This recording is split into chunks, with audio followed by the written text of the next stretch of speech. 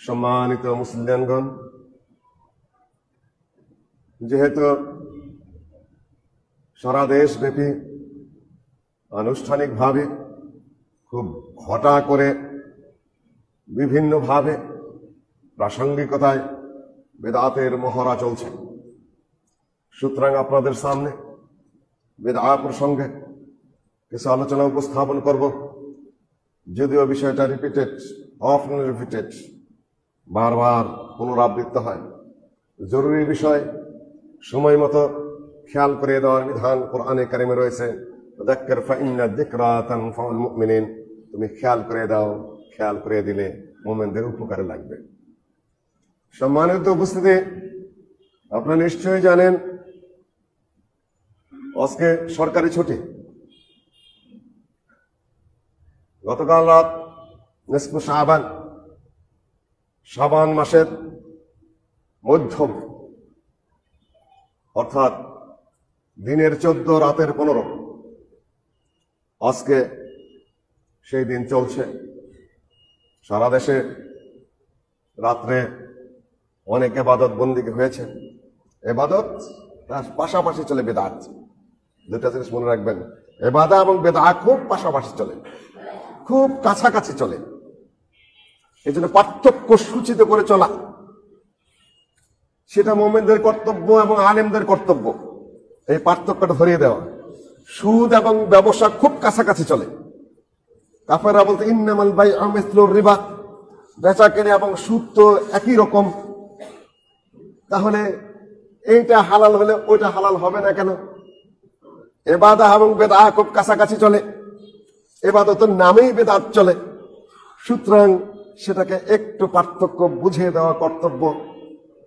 আমি তো ইবাদত করছি। সম্মানিত উপস্থিতি, বিয়ে আর জেনা লক্ষ্য একই, নারী পুরুষের মিলন। দুটার পার্থক্য কি? একটা হলো সাক্ষী আছে, হিজাব কবুল আছে, কালেমা পড়া, এটা বিয়ে। আর কোনো সাক্ষী নাই, হিজাব নাই, কবুল নাই, ওলি নাই, ওটাই জেনা। এখন যদি বলে এই বিয়ের মিলন আর জেনার মিলনের পার্থক্য কি? দুটো তো একই। আমি বলবো শরীয়তের বিধান, শরীয়তের বিধান মানলে হালাল, মানলেন না হারাম। শরীয়তের ভিত্তি আপনি ঠিক রেখেছেন, বৈধ ইবাদত হলো, ভিত্তি ঠিক রাখেন নাই, ইবাদত বেদায় রূপান্তরিত হয়ে গেল। কাজে এই বিষয়গুলো একটু বোঝার রয়েছে আমাদের। সম্মানিত উপস্থিতি, বেদা কি জিনিস? বেদা মানে হলো বাদা ইয়াবদাউ বিদআতান বিদআন। বাদা মানে নতুন সৃষ্টি করা, নতুন আমদানি করা, যা ছিল না এমন কিছু আপনার সামনে নিয়ে আসা, এমন কিছু উৎপাদন করা। এটার কয়েকটা দিক আছে।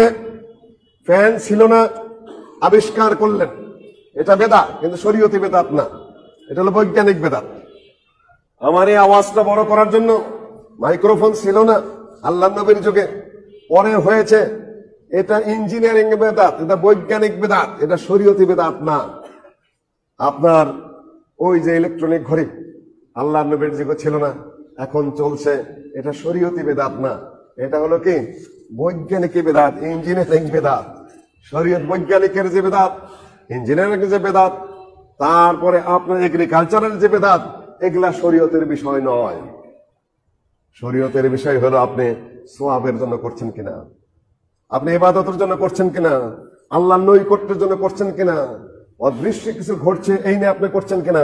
যখন ওই কাজটা করলেন তখন সেটা শরীয়ত যে বেদাত বলে সেই বেদাতে রূপান্তরিত হলো, নতুন আবিষ্কার আপনি করলেন। একটু ধীরে মাথায় তুলে নিয়ে যান আপনারা। আলা গায়রি মিসালিন সাবিক, অতীতে কোনো নিদর্শন নাই, আল্লাহর নবী করেন নাই। অতীত বলতে সব অতীত নয়, অতীত বলতে হলো আল্লাহর নবীর যুগ এবং সাহাবীগণের যুগ। তাবেঈগণের যুগ হলেও খুব সীমিত সংখ্যক, ওয়াল্লাযীনা তাবাউহুম বিইহসানিন, যারা সাহাবীগণকে একান্তভাবে অনুসরণ করেছেন, সেই তাবেঈগণের কিছু সংখ্যক তারা হলেন অনুকরণীয়। খায়রুন নাসি কারনি সুম্মা আল্লাযীনা ইয়ালুনহুম সুম্মা আল্লাযীনা ইয়ালুনহুম। অতীতের সবাই আমাদের অনুকরণীয় আদর্শ নয়। সম্মানিত উপস্থিতি, যে সকল ইবাদতের, যে সকল ধর্মীয় কাজের, যে সকল দ্বীনি বা শরীয়তি আমল আল্লাহর নবীর যুগে এবং সাহাবীগণের যুগে ছিল না, সেটা যদি আপনি নিজের থেকে করেন, ওইটার নাম হলো বিদআত। ইহদাসু আমালিন আও আমালু আমালিন লাইসা লাহু মিসালুন সাবিক, যার অতীতে অর্থাৎ আল্লাহর নবীর যুগে এবং সাহাবীগণের যুগে যার কোনো নজির নাই, দৃষ্টান্ত নাই, এমন কিছু যদি আপনি করেন, সেইটার নামে হলো বিদআত। সম্মানিত উপস্থিতি, আল্লাহর নবী বিদআত প্রসঙ্গে সতর্ক করেছেন। আল্লাহ তাআলা স্বয়ং সতর্ক করেছেন, আম লাহুম শুরাকা শারাউ লাহুম মিনাদ দ্বীন মা লাম ইউনাজ্জিল বিহি সুলতানা, তাদের কি কোনো শরীক আছে নাকি? আম লাহুম শুরাকা শারাউ লাহুম, যারা তাদের জন্য বানিয়ে নিয়েছে দিন, মা লাম ইউনাজ্জিল বিহি সুলতানা, যে ব্যাপারে আল্লাহ কাউকে কোনো পাওয়ার দেননি, কাউকে কোনো ক্ষমতা দেননি, কাউকে কোনো অধিকার দেননি যে তোমরা শরীয়ত বানাবে। আম লাহুম শুরাকা শারাউ লাহুম মিনাদ দ্বীন, দিন এবং শরীয়তের ক্ষেত্রে কোনো কিছু বানানোর অনুমতি আল্লাহ ওয়াহদাহু লা শারীকা লাহু কাউকে দেন নাই। শারাউ লাহুম মিনাদ দ্বীন মা লাম ইউনাজ্জিল বিহি সুলতানা, সুলতান মানে হলো পাওয়ার, ক্ষমতা। আল্লাহ দিন এবং শরীয়ত বানানোর, আবিষ্কার করার, নতুন করে সূচনা করার কোনো পাওয়ার বা ক্ষমতা কাউকে দেন নাই, একমাত্র নবী মুহাম্মদ ছাড়া। এবং সাহাবীগণের অনুকরণীয় আদর্শ যেটা আল্লাহ নবীর মাপকাঠিতে চলছে, এতে তো কোনো সন্দেহই নেই, এর বাইরে নয়। ওইটুকু আমাদের বুঝে চলতে হবে। সম্মানিত উপস্থিতি, এটার নাম হলো বিদআত। সাহাবীগণ যখন দেখতেন যে কোনো নতুন চিন্তা বের হয়ে আসছে, তখনই তার বিরোধিতা করতেন। আমাদের এইটুকু মাথায় রাখতে হবে খুব কঠিন ভাবে। একদল তাবেঈ আসলেন, তাবেঈরা শুধু সাহাবীগণকে খুঁজতেন। এই সাহাবীগণ আল্লাহ নবীর কাছে কি শুনেছেন? নিজেরা সহজে ফতোয়ার দায়িত্ব নিতেন না। এখন তো ঘরে ঘরে মুফতি, তাই না? আলোচনাটা আমি মাঝে মধ্যে করি। হাদিসে এসেছে কিয়ামতের আলামতের একটি হলো ওয়ায়াকসুরুল জাহাল ওয়ায়াকিল্লুল ইলম, ইলম কমে যাবে, শরীয়তের জ্ঞান কমে যাবে, দ্বীনের ইলম কমে যাবে, এবং ইয়াকসুরুল জাহাল, মূর্খতা এবং অজ্ঞতা বেড়ে যাবে। আপনারা এখন প্রশ্ন করবেন যে এই যে বহুত বিজ্ঞাপন পোস্টার গ্রামে গ্রামে, শহরে শহরে, প্রতি জায়গায় দেখছি মুফতি, মুফাসসির ইত্যাদি, আর আপনি বলছেন যে আল্লাহর নবী বলেছেন যে ইলম কমে যাবে, জ্ঞান কমে যাবে, মূর্খতা বেড়ে যাবে। হাদিস তো সহিহ বুখারীতে, এটা কিতাবুল এটা এই ইলম কমে যাবে, সহিহ বুখারীতে হাদিস। তাহলে এত মুফতি, এত মুফাসসির কথা থেকে আল্লাহর নবীর কথা সত্য না এই পোস্টার আর বিজ্ঞাপনের কথা সত্য? এইটাই বোঝাচ্ছে যে মূর্খতা কতটা বেড়ে গেছে। মুফাসসির এবং মুফতির পার্থক্য ভুলে গেছে। কে মুফাসসির আর কে মুফতি? সৌদি আরবের মতো একটা দেশে 2-3 জন মুফতি, আর বাংলাদেশের ঘরে ঘরে মুফতি। বাংলাদেশের ঘরে ঘরে মুফতি, এটাই বোঝা যাচ্ছে কিয়ামতের সুস্পষ্ট আলামত। এত ওয়াজ মাহফিলে এত মুফতি আর এত মুফাসসির, এটাও কিয়ামতের আলামত। কেন মানুষ ভুলেই গেছে মুফাসসির কাকে বলে আর মুফতি কাকে বলে। পথে ঘাটে মূর্খরা দাপাদাপি করে বেড়াচ্ছে, এটা স্পষ্ট কিয়ামতের আলামত। আমি উল্টা কথা বলে দিয়ে গেলাম, এবং এই উল্টাটাই সত্য। আল্লাহ নবী বলেছেন মূর্খতা বেড়ে যাবে, আর একদিন কমপক্ষে 2-4-500 মুফতি 500 মাঠে বক্তৃতা করছে। কোনটা সত্য? এটা কিয়ামতের আলামত। জাহেলরা আলেমের অবস্থানে চলে গেছে, বেদিনরা দ্বীনের অবস্থানে চলে গেছে, বেদাতকে শরীয়ত বানিয়ে নিয়েছে, বেদিনীকে দ্বীন বানিয়ে নিয়েছে। এটা কিয়ামতের সুস্পষ্ট আলামত। আমরা হয়তো অনেকেই খুশি, তাই না? কি সুন্দর সুন্দর, না, খুশি হওয়ার কিছু নেই। সম্মানিত মুসলিমগণ, বিদআহ আল্লাহ বলেছেন যে না, এই অনুমতি কাউকে দেওয়া হয় নাই, দ্বীন এবং শরীয়ত বানানোর অনুমতি কাউকে দেওয়া হয় নাই। আল্লাহর নবী প্রতিটা খুতবাতে, অধিকাংশ খুতবাতে বলতেন, এই যে খুতবা আমরা পাঠ করি, আলহামদুলিল্লাহ নাহমাদুহু ওয়া নাস্তাঈনুহু ওয়া নাস্তাগফিরুহু ওয়া নু'মিনু বিহি ওয়া নাতাওয়াক্কালু আলাইহি ওয়া নাউযু বিল্লাহি মিন শুরুরি আনফুসিনা ওয়া মিন সাইয়্যাতি আ'মালিনা মান ইয়াহদিহিল্লাহু ফালা মুদিল্লা লাহু ওয়া মান ইউদ্লিল ফালা হাদিয়া লাহু ওয়া আশহাদু আন লা ইলাহা ইল্লাল্লাহু ওয়াহদাহু লা শারীকা লাহু ওয়া আশহাদু আন্না মুহাম্মাদান আবদুহু ওয়া রাসূলুহু। আম্মা বাদ, এরপরে শুনো, আম্মা বাদ মানে কি? অতঃপর বলছি। এইটুকু তো আমি আল্লাহর প্রশংসা করলাম। আম্মা বাদ মানে হলো অতঃপর তোমরা শোনো, অতঃপর মনোযোগ দাও। আরবি তো বিষয়টা দৃষ্টি আকর্ষণ করা, আম্মা বাদু ফাইন্না, আম্মার পরে ফা আসবে, আম্মা বাদু ফাইন্না, যত জায়গায় আম্মা আসবে আরবিতে তারপরে আবার ফা দিয়ে শুরু করতে হবে, আম্মা বাদু ফাইন্না। আর কারণ হলো দৃষ্টি আকর্ষণটা আরো বেশি করে অক্ষর একটা বাড়িয়ে দেওয়া হয়েছে। ফাইন্না খায়রাল হাদিসে কিতাবুল্লাহ, উৎকৃষ্ট কথা হলো আল্লাহর কিতাব।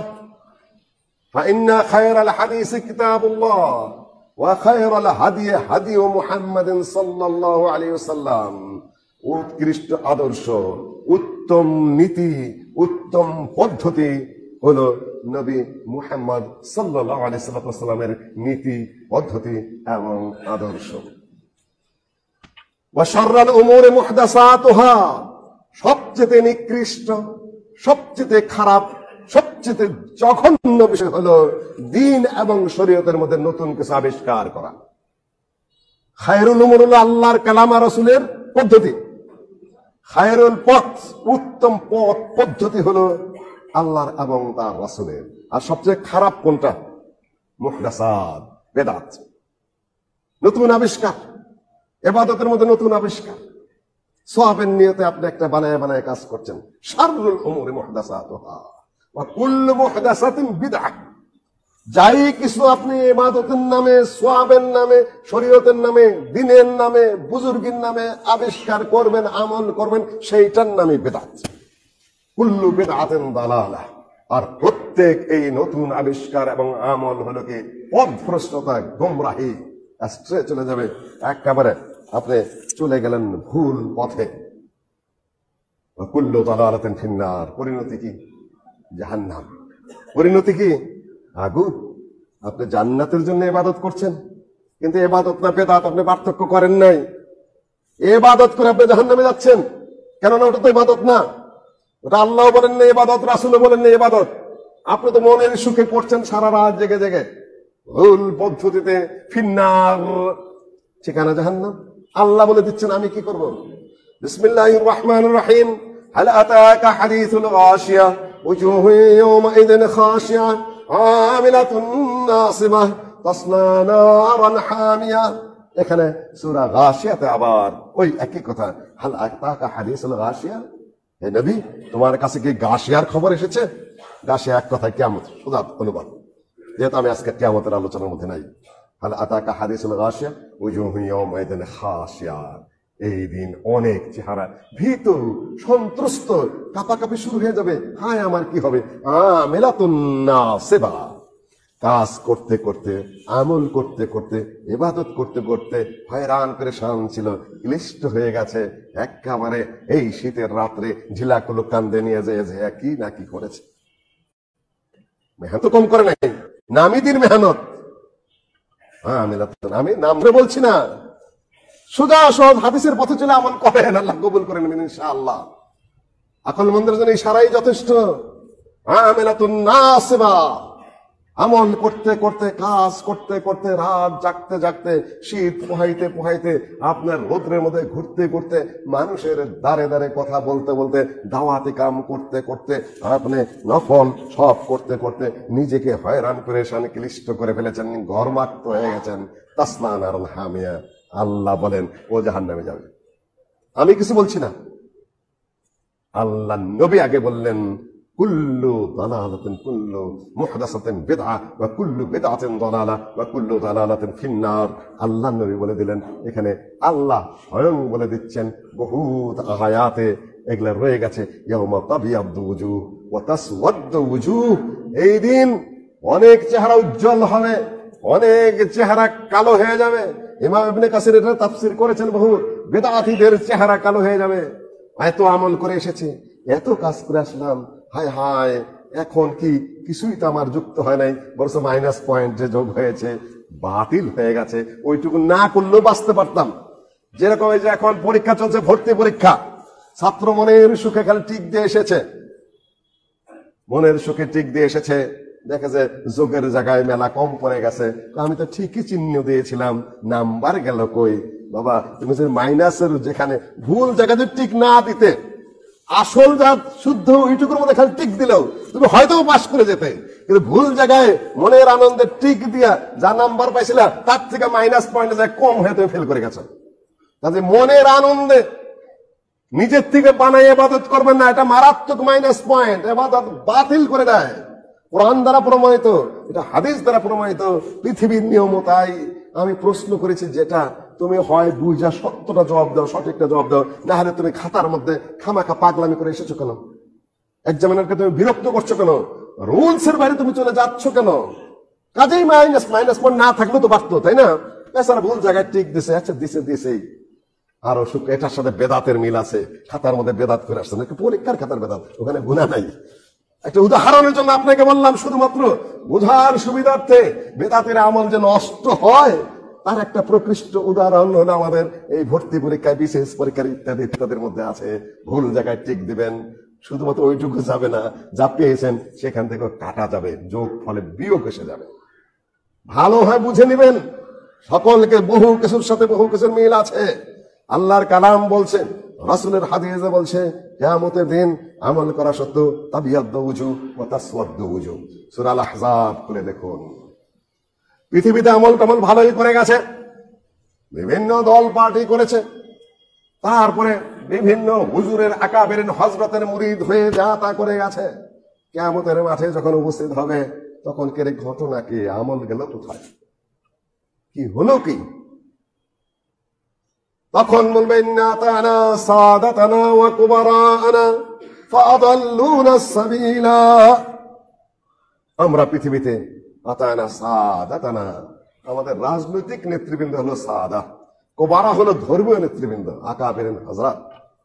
রাজনীতি খুব সোজা বিষয়, একটু বলতে উঠে হবে, দুনিয়াবি মারামারি কাটাকাটি, আল্লাহ ক্ষমা করবো। কেন আল্লাহর কিছু হস্তক্ষেপ করেননি, কিছু ভুল করেছেন, কিছু অন্যায় করেছেন, কিছু দুর্নীতি করেছেন, কিছু জুলুম করেছেন, কিন্তু ইবাদত বানান নাই। ইবাদত বানানো রাজনৈতিক ভুলের চেয়ে আরো বড় ভুল, এটা আপনারা মনে রাখবেন।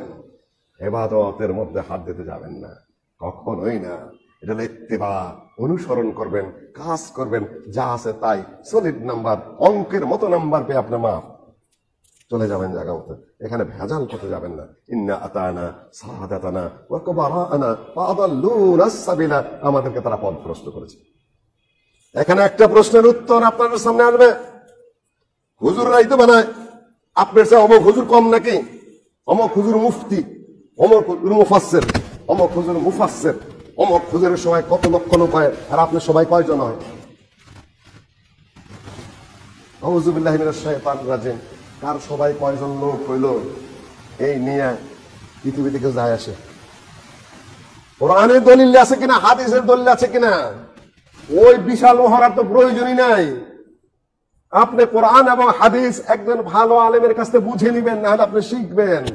আপনি আমল করতে বলা হয়েছে, মহড়া দিতে আপনাকে কে বলেছে? সম্মানিত উপস্থিতি, ফাআদাল্লুনা সাবিলা অর্থ হলো কোন সাধারণ মানুষ বেদাত বানায় না। এর আগেও আপনাদের দৃষ্টি আকর্ষণ করেছে বিভিন্ন জায়গা থেকে, প্রেসিডেন্ট বেদাত বানায় না, প্রধানমন্ত্রী বেদাত বানায় না, এমপি সাহেব বেদাত আবিষ্কার করে না, পুলিশ অফিসারও না। বেদাত আবিষ্কার করে কে? হুজুরে করে। আজকে যদি প্রেসিডেন্ট সাহেব ভাষণ দেন যে সবে বরাতের এই সওয়াব আর এই গুনাহ, মানুষ শুনবে? এমনিতে তো বেকার হয়ে গেছে, ওটা বাদ দিলাম। আজকে যদি রাষ্ট্রীয় কোনো ফরমান, দেশে তো ওই ধরনের কোনো স্থাপিত সরকার নেই, অন্তর্বর্তীকালীন সরকারের প্রধান যদি বলে সবে বরাতের এই সেই, কেউ শুনবে? বাইতুল মুকাররম থেকে কি আসছে, হুজুরে কি বলতেছে, অমুক হুজুর কি বলতেছে, অমুক আমির সাহেব কি বলতেছে, শরীয়তের বিষয়টা হুজুরের কাছেই মানুষে শোনে। আর হুজুরেই তো বানায় বেদাত, সব সময় হুজুরে বানায়। এটা কোনো সাধারণ মানুষে বানায় না, অসাধারণ মানুষে বানায় না, হুজুরেই বানায়। কাজে প্রতারিত হওয়ার কোনো বিষয় নেই এখানে। যত বড় হুজুর, সে যদি কিতাব এবং সুন্নতের লাইনে না থাকে, তাহলে তত বড় বড় বেদাতের আবিষ্কার করবে। একেবারে সোজা কথা আপনি মনে রাখবেন। সম্মানিত উপস্থিতি, কাজে ইবাদতের মধ্যে সওয়াবের কাজ কখনো আপনারা কেউ বানাতে যাবেন না। আপনি যে মাযহাব, প্রত্যেকে মাযহাবেই বেদাত ঘৃণিত। হানাফি, শাফি, মালিকি, হাম্বলি কিতাবে লেখা আছে বেদাত ঘৃণিত, বেদাত প্রত্যাখ্যাত, বেদাত আমল নষ্ট করে, কিন্তু তারপরে আমার হুজুরের সাথে করবেই। সম্মানিত উপস্থিতি, এইটুকু বলার পরে এটা হলো শরীয়তের বিধানটা মৌলিকভাবে হেডলাইন দিয়ে দিলাম। দুই একটি উদাহরণ সমাজে যা আছে আপনার সামনে একটু তুলে ধরি। যেটা প্রথমে শুরু করেছিলাম, যে ভয়ঙ্কর একটা সময় যাচ্ছে বিদআতের। হাদিস বর্ণনা করছে অনেকগুলা জাল এবং জয়ীফ হাদিস রয়েছে, একটা হাদিস শুধুমাত্র মোটামুটি গ্রহণযোগ্য, সেখানে কোন ধরনের আমলের কথা নেই, সিয়ামের কথা নেই। সিয়ামের ব্যাপারটা যেটা আছে মোটামুটি, তবে দুর্বল, সুনির্দিষ্ট নয়। কিন্তু এই রাত্রে আল্লাহ মুশরিক ছাড়া এবং ফারিকুল জামাত থেকে বিচ্ছিন্ন হয়ে রাষ্ট্রীয় সরকারের বিরুদ্ধে যারা যুদ্ধ করে, ইসলামিক রাষ্ট্রীয় সরকার অবশ্য বিশৃঙ্খলা সৃষ্টি করে, হিংসুক, তাদের ছাড়া মাফ করে দেওয়া হয়। এটা মোটামুটি ভাবে সনদ আছে, কিন্তু এখানে কোনো এবাদতের কথা নেই যে রাত্রে ইবাদত করবে। সন্ধ্যার সময় শীতের মধ্যে নারীরা গোসল করবে, গোসল করার পরে তারপরে মাথার থেকে যে পানি টপ টপ করে পড়বে, মাথার গোনা, দেহের গোনা সব ওই পানি টপ টপ করে পানি পড়ার সাথে সাথে সব চলে যাবে। এই রাত্রে ভাগ্য নির্ধারিত হয়, এই রাত্রে চাবেন আল্লাহ সব দিয়ে দিবে, ভাগ্য পুনর্লিখিত হয়, ইত্যাদি ইত্যাদি যত কথা সব হলো বানাউটি কথা। আকীদারও বেদাত, আমলেরও বেদাত। বেদাত কিন্তু মোটামুটি প্রথম দুই প্রকার, একটা হলো আকীদাগত বেদাত, একটা হলো আমলগত বেদাত। আমলগত বেদাতের গুনাহ একটু কম, সে মুসলিম উম্মতের ভিতরেই থাকে কিন্তু গুনাহগার। আর আকীদার বেদাত যেটা, সেটা মানুষকে উম্মতে মুসলিমার থেকে অনেক সময় বের করে দেয়, সে আর মুসলিমই থাকে না। সেটা নিয়ে আমি আজ কত জটিল আলোচনার মধ্যে যাচ্ছি না, আমি শুধু কয়েকটা উদাহরণ দিচ্ছি আপনাদের সামনে।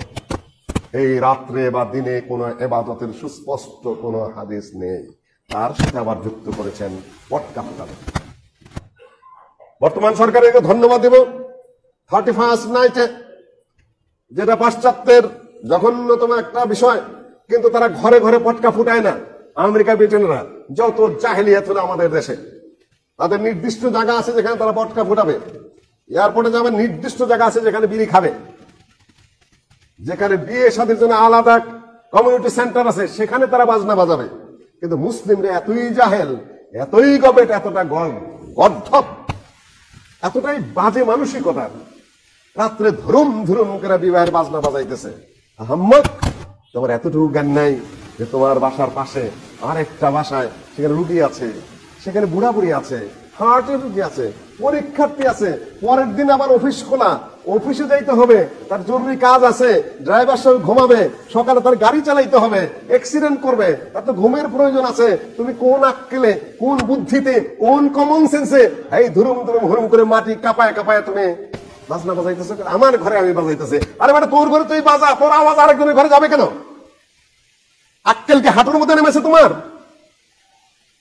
কমন সেন্স বিলোপ হয়েছে। হারাম তো একদিন শরীয়তে নাজায়েজ তো আছেই, আর পাপ মানুষকে কষ্ট দেওয়া। আমার বাসার পাশে দারোয়ান ওই আওয়াজে হার্ট অ্যাটাক করে মারা গেছে কয়েকদিন আগে। একটু বিবেচনার সৃষ্টি করো। ব্রিটেন, আমেরিকাতে পাপাচার হয়, কিন্তু নির্দিষ্ট জায়গা আছে। ঘরের পাশে আরেকজনের যে চিৎকারও আসে, যদি পুলিশ খবর দেয়, পুলিশ সাথে সাথে চলে এসে অ্যারেস্ট করে নিয়ে যাবে। তোমার টিভির আওয়াজ আরেকজনের ঘরে যাচ্ছে, তুমি চিৎকার করছো রাত 12টা না 1টা, তোমার খবর নেই, তুমি ভ্যাও ভ্যাও করতেই আছো। মানুষকে ঘুমাতে দাও, পথের কুকুরও ঘুমায়, তুমি মানুষের চিৎকার করো। আরেকজনের পড়শির কি অবস্থা হচ্ছে তুমি বুঝতো না? আজকে আমি পড়শি নিয়ে আলোচনা করছি না, কিছু মনে করো না, সংশোধন হতে চেষ্টা করো, ভদ্র হতে চেষ্টা করো। খালি কাপড় চোপড়, পোশাক পরিচ্ছদ, গাড়ি থাকলেই ভদ্রতা নয়। ভদ্রতা তোমার আচরণে, তোমার চাল চলনে। তুমি সিঁড়ি দিয়ে উঠতেই বোঝা যাবে যে কোন মাপের ভদ্রলোক। খটখট ঠক ঠক ঠক ঠক করে করে উঠতেছ, 3 তলা 4 তলা পর্যন্ত আওয়াজ হচ্ছে, তুমি ভদ্রতা এখনো শেখো নাই। আমি বলছি না খুব উঁচু মানের খারাপ ভদ্রলোক, তা বলছি না আমি, তুমি এখনো পর্যন্ত সিঁড়িটা কিভাবে উঠতে হবে এটাও শেখো নাই।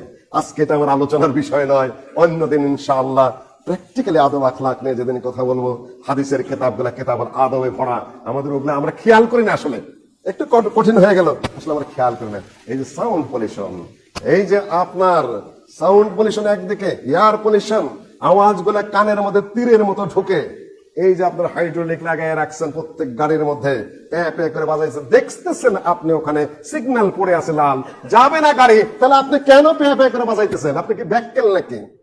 মনের আনন্দে বাজাইতেছেন? এটা সাউন্ড পলিউশন, ব্রেন নষ্ট করে, হার্ট নষ্ট করে মানুষের। আর এই যে পটকা ফুটানোর কারণে যে ধুমাগুলা ছড়ে, এমনিতে সীসায় ভরে গেছে আবহাওয়া, বাতাস। এই যে ঢাকা শহরের যে আবহাওয়া, এখানে মানুষ বসবাস করার যোগ্য নাই, সেখানে আবার পাইকারি হারে পটকা ফুটাইতেছে। কোন বলাকে সেই পাশ্চাত্যের 31st নাইট আবার এই সবে বরাতের মধ্যে এটা এসে যুক্ত হয়েছে। পটকা ফুটায় ভাগ্য বদলাবে। মসজিদের ইমামদের জোরালো খুতবা দেওয়া উচিত, গার্জেনদের এভাবে দৃষ্টি আকর্ষণ করা দরকার, ভাড়াইটাদেরকে বলে দেওয়া দরকার যে আমার ঘরে যদি পটকা ফুটে বা আশপাশে ফুটে আমি আপনাকে সামনের মাসে না করে দেবো, এই বাসায় থাকতে পারবেন না। কিছু নিয়ম শৃঙ্খলার মধ্যে দেখবেন যে আস্তে আস্তে বন্ধ হবে। সরকারকে ধন্যবাদ দিব, 31 নাইটের আগেই সরকার ঘোষণা দিয়ে দিয়েছিল আপনি এগুলা ফুটাবেন না, কিছুটা কমেছে। আর 2-1 বছর যদি সরকারের একটা নিষেধাজ্ঞা আছে, আলেমারও যদি সতর্ক হয়, বাসার বাড়িওয়ালা যদি সতর্ক হয়, স্থানীয় নেতৃবৃন্দ যদি সতর্ক হয়, তাহলে এই আযাব থেকে আল্লাহ ইনশাআল্লাহ রক্ষা করবেন। সম্মানিত উপস্থিতি, প্রসঙ্গে কথা বলে গেলাম আপনার কাছে। আবার রাত্রে কবর জিয়ারত, এই রাত্রে কবর জিয়ারত যাচ্ছে দৌড়ে দৌড়ে কবরে। সম্মানিত উপস্থিতি, এই যে সময়টা নির্ধারণ করলেন, কবর জিয়ারত ভালো কাজ। যার বাবা মা মারা গেছে তার বড় কর্তব্যের মতো একটা কর্তব্য হলো বাবা মার কবর জিয়ারত করা, কবরের কাছে যাওয়া, বাবা মার জন্য কান্দা কাটা দোয়া করা, আল্লাহ তুমি গুনাহ মাফ করো। গ্রামে বসে থাকে, বাবার কবর ওইখানে, মায়ের কবর ওইখানে, কোনদিন জিয়ারত করে না, কোনদিন বাবা মার জন্য একটু দোয়া করে না। তারপরে বহু এলাকায় নিজের বাপ দাদার কবর আছে, গোরস্থান আছে, ওগুলার উপর হাল চাষ করতেছে। ওর হাল চাষ খাইতে হবে, কিসের বাবা কিসের মা, কিছুই না। বহু গোরস্থান বেদখল দেয়া, বাপদাদা অক্ষ করে গেছে, ওই গোরস্থানের মধ্যে বাপদাদার লাশ আছে, ওইটা নিজের এখন হাল চাষ করে খাইতেছে। ওর হালাল রুজির আর কোন পথ নাই পৃথিবীতে। আদব আখলাক, সম্মান বোধ এই রাত্রে পটকা ফুটাইয়া ফুটাইয়া ভাগ্যের পরিবর্তন করবে। দলিল কি? সূরা দুখান। বিসমিল্লাহির রহমানির রহিম। হামিম ওয়াল কিতাবিল মুবিন ইন্না আনজালনাহু ফি লাইলাতিন মুবারাকাহ ইন্না কুন্না মুনদিরিন ফিহা ইউফরাকু কুল্লু আমরিন হাকীম। আকুলু কওলি হাযা আস্তাগফিরুল্লাহ।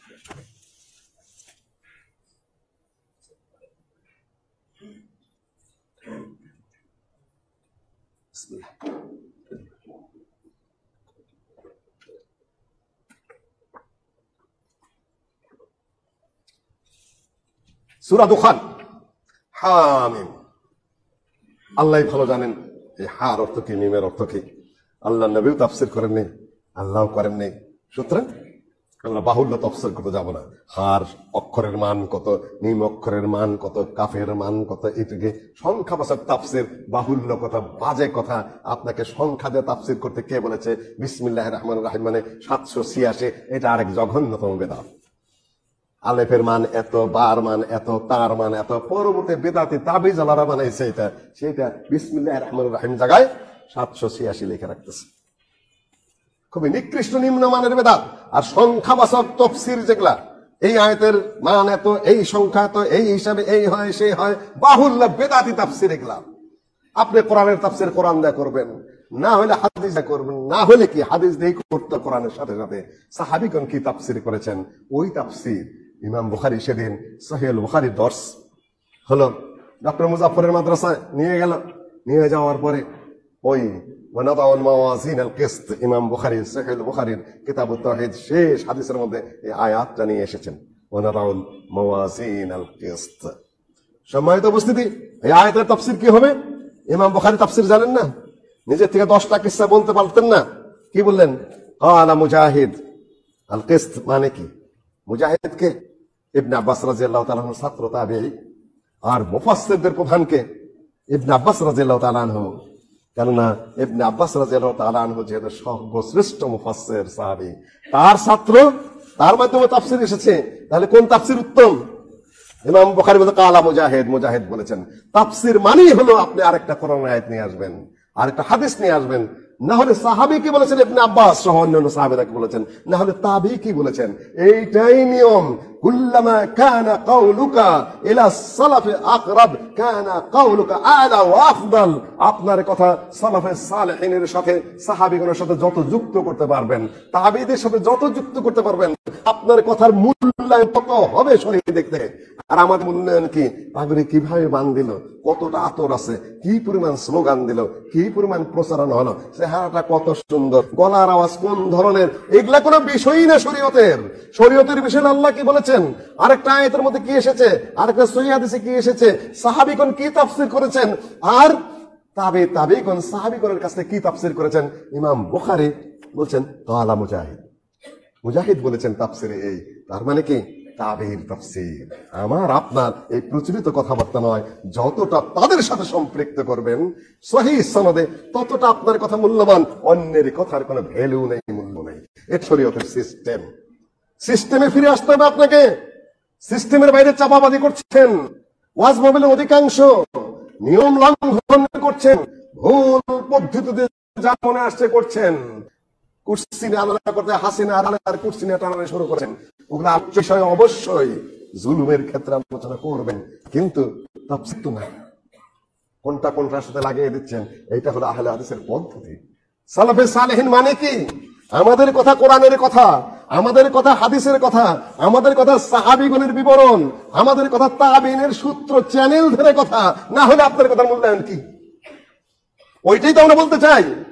আর আপনার বিরক্ত হয়ে আমাদের মসজিদ বন্ধ করে দেবেন, আমাদের ওয়াজ মাহফিল বন্ধ করে দেবেন। তো জাহিলিয়াত আর কাকে বলে? আপনি তো মানবেন, কোথায় সহিহ হাদিস মানবেন, কোথায় সুন্দর কথাটা শুনবেন, কোথায় কোরআনের সঠিক তাফসীরটা বুঝবেন, কোথায় হাদিসটা আপনি কানে তুলবেন, তা না করে আপনি ওয়াজ সহিহ কথা যারা বলবে তাদের মাহফিল বন্ধ করে দিবেন। এটা আবু জেহেলের খাসলত। আল্লাহুম্মা ইন কানা হাযা হুয়াল হাক্ক মিন ইনদিক ফাআমতির আলাইনা হিজারাতাম মিনাস সামা আও ইতিনা বিআযাবিন আলিম। আল্লাহর নবী কোরআন বলেন, আল্লাহর নবী তার কথাও দলিল হাদিস বলেন। আবু জেহেল আল্লাহর কাছে দোয়া করে, আল্লাহ মুহাম্মাদের কথা যদি সত্য হয় আর এই কোরআন যদি সঠিক হয়, আমার উপরে আল্লাহ আমাদের উপর পাথর বর্ষণ করে আমাদেরকে ধ্বংস করে দাও। আসলে বলা উচিত ছিল কি, আল্লাহ কোরআন যদি সত্য হয়, মুহাম্মদ যা বলছে তা যদি সঠিক হয়, আল্লাহ তুমি হেদায়েত দাও আমাদেরকে, ওই পথ ধরার তৌফিক দাও। আবু জেহেল মূর্খ বেওকুফ বলে কি আমাদের উপর পাথর দিলে ধ্বংস করে দাও। আমাদের এক সত্য হয়, সালাফিদের কথা সত্য হয়, কোরআন যদি সঠিক, কোরআন তো সঠিকই, হাদিসের স্পষ্ট কথা বলে, আল্লাহ আমরা যেন ওই পথে না চলি, আর ওদের মাহফিল বন্ধ। আপনি কতটা বুদ্ধিমান, আপনি কতটা জ্ঞানী, নিজেকে প্রশ্ন করুন। সে ওই বাপের জ্ঞানী, আবু জেহেল মার্কা জ্ঞানী। সম্মানিত উপস্থিতি, আমি যা বলছিলাম, লাইলাতুল বারাআহ, বারাত, বারাত মানে ভাগ্য, বারাআ মানে মুক্ত হওয়া, পাপ মুক্ত হওয়া। নামটা দিয়েছে বারাআহ, মানে পাপের থেকে গুনাহ থেকে মুক্ত হয়ে যাবে। বারাত মানে হলো ভাগ্য। বারাআহ আরবি শব্দ, বারাত হলো ফার্সি শব্দ ভাগ্য। নামই দিয়েছে ভাগ্য রজনী।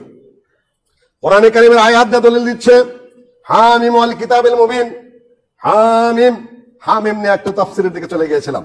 ওয়াল কিতাবিল মুবিন, এই প্রকাশ্য কিতাবের কসম। প্রকাশ্য কিতাব কেন বলা হয়েছে? আল্লাহর কালামের মধ্যে কোনো দ্বৈততা নাই, সব বিরোধিতা নাই, কোন ধরনের দুর্বোধ্যতা নাই। আল্লাহ কয়দাম, এক আল্লাহর মধ্যে কয় আল্লাহ আছে, তাই না? হোলি গড আছে, হোলি স্পিরিট আছে, হোলি সান আছে। একই আল্লাহর মধ্যে তিন আল্লাহ আছে, তাহলে একটার মধ্যে তিনটা থাকলে কার অবস্থান কি? এই নিয়ে খ্রিস্টান জগৎ কয়েকশো বছর বাহাস করছে আর মারামারি করছে, কয়েকশো বছর। হিন্দুদের ধর্মের কোনো ঠিকই নাই। রামায়ণই নাকি প্রায় 80টা। কোন রামায়ণ মানবে? রামায়ণের যদি সত্য যুগে যদি ত্রেতা যুগে জন্মগ্রহণ করে থাকে 8 লক্ষ বছর আগে হবে। 8 লক্ষ বছর আগে মানুষের জন্মই হয় নাই, আদমই এসেছেন মাত্র 8000 বছর আগে। 8 লক্ষ বছর আগে যে রাম আসলে সে কে? কিছুই না, পুরাটাই ভুয়া, ঐতিহাসিক ভাবে ভুয়া, বাস্তবেও ভুয়া। আজকে আমি ওটা নিয়ে আর আলোচনা করছি না। আল্লাহ বলে হাযাল কিতাবুল মুবিন, আমার কিতাব হলো মুবিন, স্পষ্ট পরিচ্ছন্ন।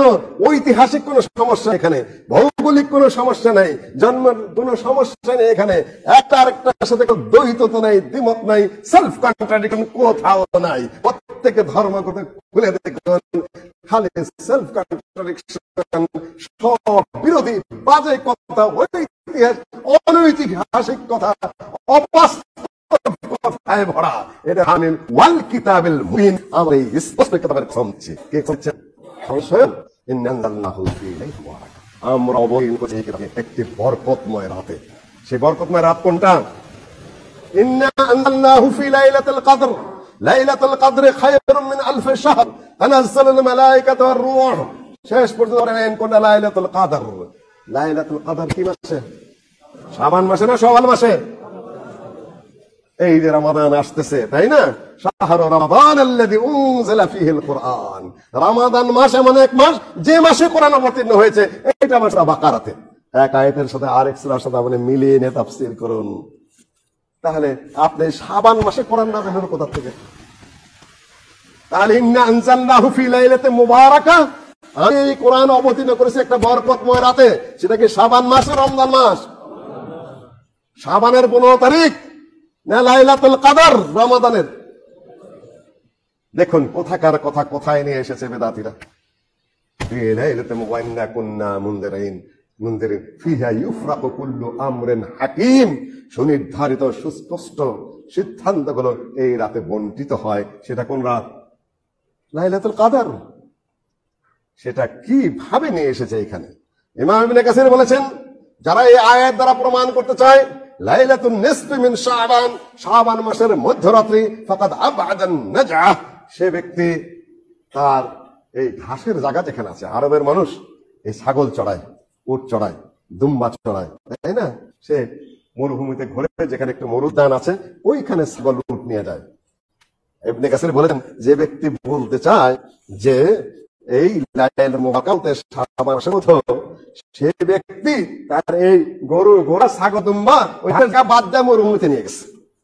ভাষাটা আমি ইবনে কাসিরের তাফসীরে ইবনে কাসির খুব আলাদা দূরে নিয়ে গেছে, গাছের গাছ বাদ দিয়ে একেবারে শূন্য মরুভূমিতে নিয়ে গেছে। তাফসীর করতে করতে ইমাম কুরতুবী আলোচনা করেছেন, তা আপনি কোথা থেকে এই ভুয়া অবাস্তব কথাবার্তা নিয়ে আসেন যে এই রাত ভাগ্য রজনী, এই রাত্রে খুব করে হাত তুলবেন আর কান দেবেন, হাত তুলবেন কান দেবেন সব রাত্রেই করেন। সম্মানিত উপস্থিতি, বাকিগুলা অধিকাংশই জাল এবং যায়িফ। যা আছে একটু সেটার দিকে আমি ইশারা করেছি। এই হলো হাদিস নিয়ে আসছি, তিরমিজির হাদিস। নবী সাল্লাল্লাহু আলাইহি ওয়াসাল্লাম আমাদের মা আয়েশা রাদিয়াল্লাহু তাআলা আনহার গৃহে সেদিন রয়েছেন। হঠাৎ করে আয়েশা রাদিয়াল্লাহু তাআলা আনহা নবী সাল্লাল্লাহু আলাইহি ওয়াসাল্লামকে বিছানায় পাচ্ছেন না। তিনি একটু ক্ষুব্ধ হয়ে একটু অভিমান করে উঠলেন, আজকে আমার এখানে থাকার কথা, এখানেই ছিলেন আল্লাহর নবী, বেরিয়ে কোথায় গেলেন? বের হয়ে আয়েশা রাদিয়াল্লাহু তাআলা আনহা খুব রাগান্বিত অবস্থায়, ক্রুদ্ধ অবস্থায়, এটা স্বামী স্ত্রীর ব্যাপার, এটা কিন্তু নবী হিসাবে নয়। স্বামী স্ত্রীর মান অভিমান সেটা নবী এবং নবীর স্ত্রীর মধ্যে আছে। একটু কথা কাটাকাটি, স্বামী নবী হলে হবে, এটা আবার অনেকে আমরা ভুল করি। ওয়াজ শুনে শুনে খালি মনে করে বউ একটা কথা বলে মারামারি লাগাইতে হবে, তালাক দিয়ে দিতে হবে, এই সকল না, ওটা না, ওটা হলো ভুল বক্তব্য দিচ্ছেন আপনারা। ওটা ঘটবেই পৃথিবীতে, আল্লাহ নবীর সাথেও ঘটেছে, 2-4টা ঘটে নাই, কোরআনে তার বিবরণ এসেছে। আজকে আমি সে আলোচনা করছি না, এগুলা মহিলারা করবেই কম বেশি, এটা আমাদের মাদের মধ্যে, আমাদের বোনদের মধ্যে আল্লাহ দিয়ে দিয়েছেন, আপনাকে ওইভাবেই ট্রিট করতে হবে, এত বেশি উত্তেজিত ক্ষিপ্ত হওয়া যাবে না। আয়েশা রাদিয়াল্লাহু তাআলা আনহা চলে গেলেন বাকি হলো গারকাত, জান্নাতুল বাকি কিন্তু নাম না, বাকি হলো গারকাতে যেয়ে দেখলেন যে আল্লাহর নবী সেখানে দোয়া করছেন। আয়েশা রাদিয়াল্লাহু তাআলা আনহাকে দেখে আল্লাহর নবী বললেন, আয়েশা তুমি কি মনে করেছো যে আল্লাহ এবং আল্লাহর রাসূল তোমার উপর জুলুম করছেন? অর্থাৎ আল্লাহর নির্দেশ ছাড়া আল্লাহ নবী কোনো কাজ করেন না, আমি তোমার উপর জুলুম করবো তুমি মনে করেছো? আজকে তোমার ওখানে থাকার কথা, আমি তোমার অন্য কোনো সতীনের ঘরে গেছে, এটা তুমি মনে করেছো? কথার বিরোধিতা পাবেন, স্ববিরোধিতা পাবেন।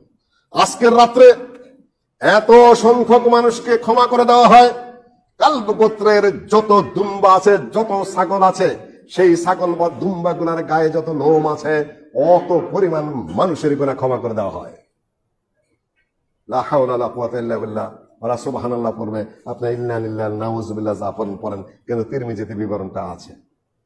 এইটুকুই বর্ণনা করে চলেছেন, কিন্তু এর নিচে ইমাম তিরমিজি উল্লেখ করেছেন সাআলতু মুহাম্মাদান, আমি মুহাম্মদকে জিজ্ঞাসা করেছি। এই মুহাম্মদ কে? ইমাম বুখারী। দুইজনে একই যুগের, ইমাম তিরমিজি কম হাফেজ না, কিন্তু তার প্রস্তাব মেনে চলে। ইমাম তিরমিজি শরীফে বহু জায়গায় মুহাম্মাদান, সাআলতু মুহাম্মাদান। আমি যখনই হাদিসের ব্যাপারে বোঝার চেষ্টা করেছি হাদিসটাকে জয়ীফ কিনা, কোন রাভির মধ্যে কোনো সমস্যা আছে কিনা ইত্যাদি ইত্যাদি বুঝতে গেলে আমি ইমাম বুখারীকে জিজ্ঞাসা করতাম। আর এখন তো সবাই মুফতি, না? আহলেসের মতো আরো সমস্যা, খালি চেঁচামেচি করতে পারলে হয় একটু শুরু করে দেয়, এখন ফতোয়া দেওয়া শুরু করে দিয়েছে। আউযু বিল্লাহি মিনাশ শাইতানির রাজিম। সৌদি আরবের শেখ বিন বাজের উপস্থিতিতে শেখ ওসাইমিন ফতোয়া দেন না, শেখ ওসাইমিনের উপস্থিতিতে তার পরবর্তী যারা, তারা না, শেখ মওজুদ, আর এখন পোলাপানে গলা ডিঙ্গে যায় আগে আগে ফতোয়া দেয়। ফতোয়া দেওয়ার ওয়াজ করা এক বিষয় নাকি? সবাই ফতোয়া দিতে পারে পৃথিবীতে। এটা সতর্ক হয়ে যাও ছেলেপেলেরা।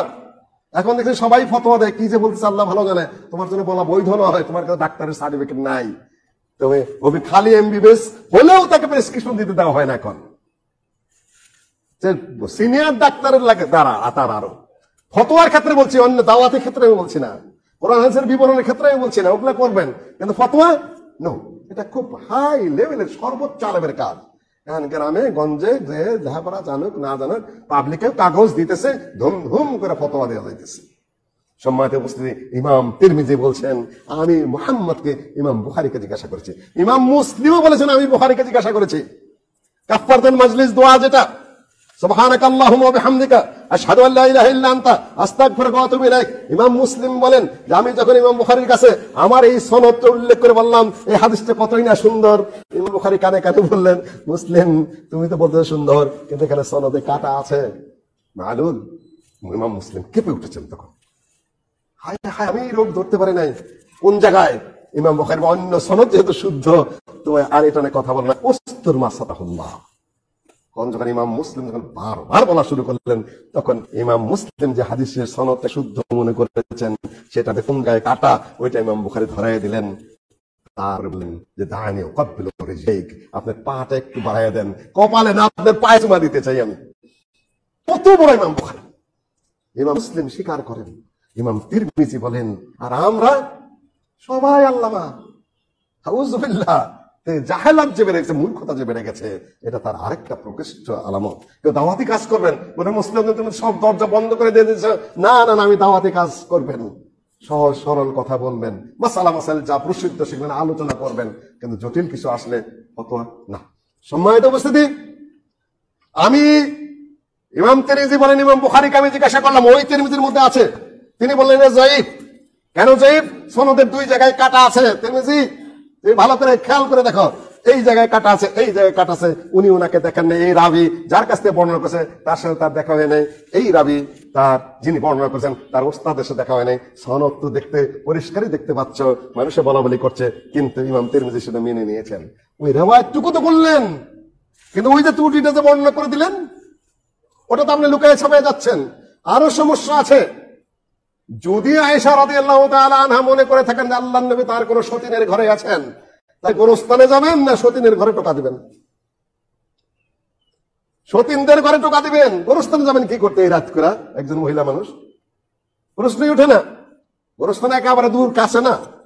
এখন তো পথঘাট মদিনা একেবারে সুন্দর করে টাইলস বিছিয়ে দিয়েছে, তখন তো উঁচা নিচা সরীসৃপে ওখানে এই রাত করে একজন মহিলার ওই পর্যন্ত যাবেন, যদিও জ্যেষ্ঠা রাত, সেটা অন্য বিষয়। সম্মানিত উপস্থিতি, কাজে এই হলো বিষয়। সামাজিক বিধাত গুলো এমন ভাবে ছড়ে পড়েছে।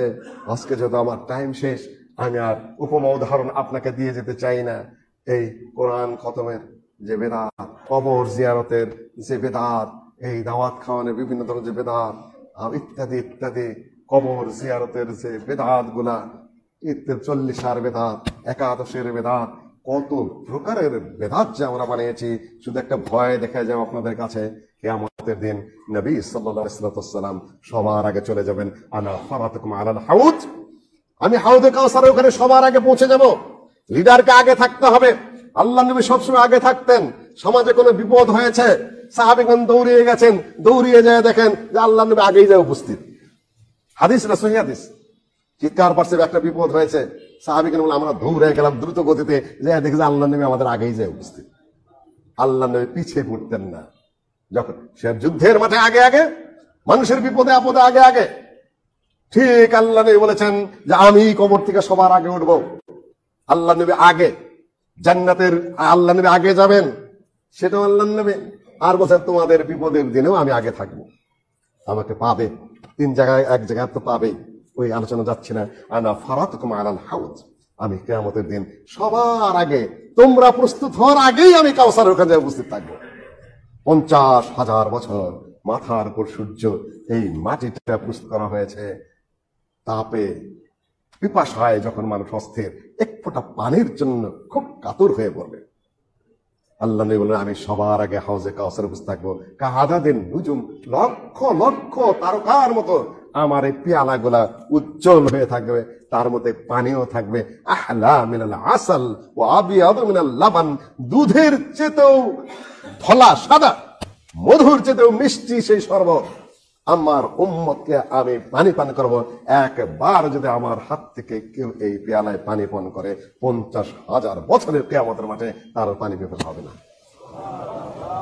ইতিমধ্যে একদল চলে আসবে আল্লাহর নবীর হাতে পানি পান করার জন্য। আল্লাহর নবী বলেন, ওসাই হাবি, আসো আসো আসো, আমার উম্মতের লোক, আমার উম্মতের লোক, আমি হাজির, পানি পান করে যাও, পানি পান করে যাও। আল্লাহর নবী ডাকবেন, একটা দেওয়াল পড়ে যাবে সামনে, ওয়াল পড়ে যাবে। আল্লাহ নবী বলেন, ছেড়ে দাও, আটকাচ্ছ কেন? এটা তো আমার উম্মতের লোক। একটা আওয়াজ আসবে, এরা কাছে যেতে পারবে না, দূরে দূরে দূরে। হে মুহাম্মদ, তুই জানো না তোমার মৃত্যুর পর এরা কত ইবাদত আবিষ্কার করেছে, দিনের কত কিছু বের করেছে, কত আনুষ্ঠানিকতা বের করেছে, কত কিছু বানায় বানায় করা শুরু করেছে। তারা আল্লাহ যা বলেছেন তা বাদ দিয়ে, নবী মুহাম্মদ তুমি যা বলেছেন সেটা অনুকরণ না করে নিজেরা বানায় বানায় করেছে। সুতরাং হাউজে কাউসার তাদের নসিব হবে না। বেদাতি ভাইরা, মনে রাখবেন, পরিণতি বড় ভয়ঙ্কর। জায়গায় হস্তক্ষেপ করেন আপনারা, যা আছে তাই করেন, নিজেরা কিছু বানাইতে যাবেন না। এই হাদিসের উল্লেখের অর্থ কি? অর্থ হলো বেশি ভাবে সতর্ক করা। আগে থেকে আসতে দিত না, তাও তো একটা কথা ছিল, তাই না? যে পাওয়ার চেয়ে না পাওয়াই ভালো ছিল, গল্প আছে না একটা, পাওয়ার চেয়ে না পাওয়াই ভালো ছিল, দেখাচ্ছে না দেখেই ভালো ছিল। অর্থাৎ এটা বুঝাই দেওয়া, পৃথিবীতে আমল মনে করে বেদাত করেছ, বাতিল হয়ে গেছে, কিয়ামতের দিন হাউজে কাউসার দেখবা কিন্তু পাবা না, কষ্টটা আরো বেড়ে যাবে। কাজে আপনারা যে কোনো দিবসে বানায় কোনো আমল করবেন না। আল্লাহ আমাদেরকে তৌফিক দান করুন। আল্লাহুম্মা আনসুর মান নাসারা দীনা মুহাম্মাদিন সাল্লাল্লাহু আলাইহি ওয়াসাল্লাম ওয়াজআলনা মিনহুম ওয়াখযুল মান খাযালা দীনা মুহাম্মাদিন সাল্লাল্লাহু আলাইহি ওয়াসাল্লাম ওয়া লা তাজআলনা মিনহুম। আল্লাহুম্মা শাত্তিত শামলাহুম, আল্লাহুম্মা দাম্মির দিয়ারহুম, আল্লাহুম্মা খাররিব বুনিয়ানহুম। আল্লাহ আমাদের মধ্যে যারা অসুস্থ আছে তাদেরকে সুস্থ করে দাও।